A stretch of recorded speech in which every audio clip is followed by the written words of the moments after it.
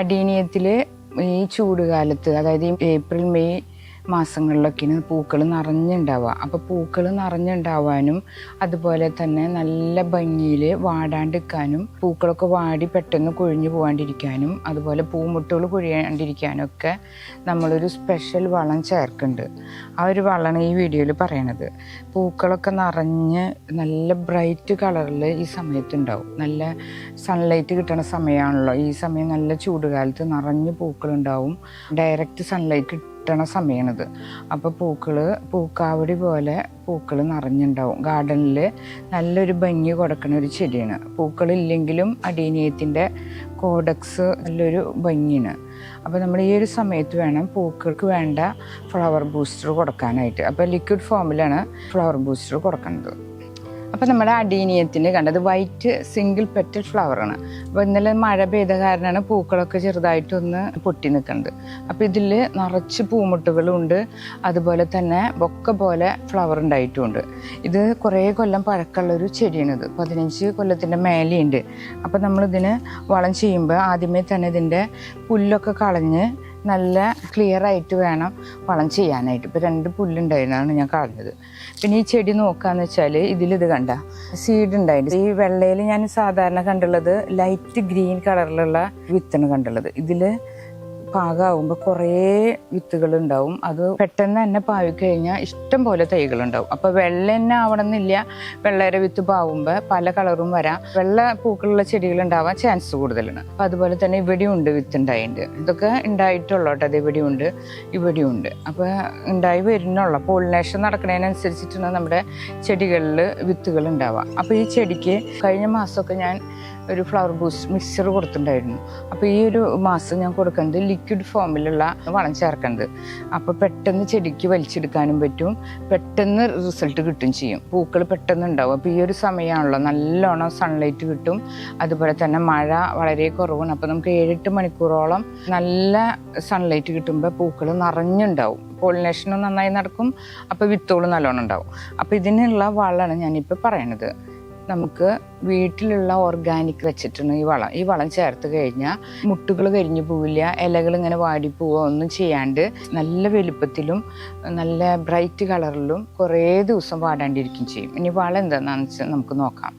ഇത് പഴത്തൊലിയാണ്. പഴത്തൊലിയിൽ നമ്മൾ കുറച്ച് വെള്ളം ഒഴിച്ച് വെച്ചുള്ളതാണ്. അപ്പോൾ ആ പഴത്തൊലിയുടെ വെള്ളം നമുക്ക് എടുക്കാം. കണ്ടോ? അപ്പോൾ പഴത്തൊലി നമ്മളൊന്നും കളയേണ്ട, നല്ലോണം പൊട്ടാസ്യം അടങ്ങിയ വളമുള്ളതാണ്. അപ്പോൾ നമ്മൾ ഒരു ദിവസം വെള്ളത്തിലിട്ട് കഴിഞ്ഞാൽ, വെള്ളം എടുത്തു കഴിഞ്ഞാൽ പൂക്കൾ നല്ല വലുപ്പത്തിലും നല്ല ബ്രൈറ്റ് കളറിലും പൊഴിഞ്ഞു പോകാണ്ടൊക്കെ ഇതുപോലെ പൂക്കൾ ഉള്ള കളർ തന്നെ നല്ല ഭംഗിയിൽ നിൽക്കും. ഇനിയിപ്പോൾ സവോളയുടെ തൊലിക്കിന് വീട്ടിലുള്ള ഓർഗാനിക് വളമാണ്. ഈ ഒരു വളം ചേർത്താൽ നമുക്ക് പൂക്കളൊക്കെ ഉണ്ടാകും. സവോളയുടെ തൊലി, വെളുത്തുള്ളിയുടെ തൊലി.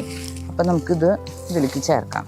ഇതൊക്കെ മുന്നേ ചേർത്ത് വെള്ളം മാത്രം എടുത്താലും ബെസ്റ്റാണ്. ഇപ്പോൾ നമുക്ക് ചെടിച്ചട്ടിയുടെ ഉള്ളിൽ ഇതൊക്കെ കിടക്കുന്നത് പൊട്ടിയാന്ന് വെച്ചാൽ നമുക്ക് ഇതിൻ്റെ വെള്ളം മാത്രം എടുത്താൽ മതി. ഇതിൽ പിശുടൊക്കെ നമുക്ക് മാറ്റിയിട്ട് ചെടിച്ചട്ടിയിൽ ഒഴിച്ചാലും മതി. അതേ റിസൾട്ട് തന്നെ നമുക്ക് കിട്ടും. ഇത് ചായപ്പൊടിയാണ് അരിച്ചിട്ട് എടുത്തുള്ളതുന്നത്. ഇത് നമുക്ക് ഇതിലേക്ക് ചേർക്കാം. ഇത് മുട്ടത്തൊണ്ട് ഉണക്കി പൊടിച്ചതിന് അതും കൂടി ചേർത്ത്.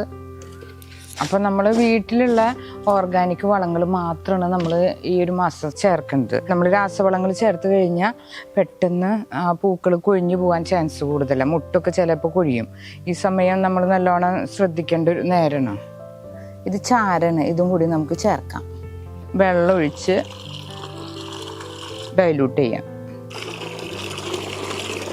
അപ്പം നമ്മൾ 4 ഇരട്ടി വെള്ളം ഒഴിച്ചിട്ടുണ്ട്. ഇനി ഇത് നമുക്ക് മിക്സ് ചെയ്ത് ഒരു ദിവസം പുളിപ്പിക്കണമെങ്കിൽ നല്ലതാണ്. പുളിപ്പിച്ചിട്ട് ഒഴിക്കുമ്പോൾ നമുക്ക് ഈ സവോളയുടെ തൊലിയിലത്തെ ഫ്ലവർ ബൂസ്റ്ററിനുള്ള ഐറ്റംസൊക്കെ ഇതിലുണ്ട്. നല്ലോണം സോഡിയൊക്കെ അടങ്ങിയുള്ളതിന്. അപ്പോൾ ഇത് ഇതിലേക്ക് ഇറങ്ങും. ഇതിപ്പോൾ ഞാൻ വീഡിയോയ്ക്ക് വേണ്ടിയിട്ട് കൈയോടെ ഒഴിക്കണം. അപ്പോൾ ഇതൊരു കപ്പെടുത്ത് നമ്മുടെ ചെടിയുടെ കടയ്ക്ക് ഒഴിച്ചു കൊടുക്കാം.